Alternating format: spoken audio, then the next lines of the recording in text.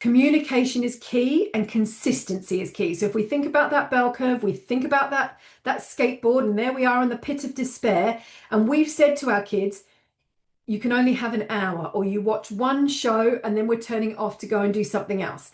And then they go, huh, mum's distracted, dad's doing something else. I can watch another one, or I can just keep going, or whatever. And they learn that your word has no meaning until you erupt, lose the plot, start bringing in threats, consequences, and banning screens in your life, out of your children's life. I always remember my daughter's face when I was having one of those moments as a parent, and I was like, I'm banning screens from the rest of your life.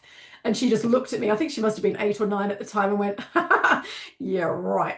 And I remember as a parent thinking, you know what, I've just made this blanket thing. She knows I'm not going to follow through on it because I actually need screens at times to help me get my life together and all the rest of it. And so what I would say is consistency is key. If you're going to make changes, make small steps incrementally until you get to the place you want to be.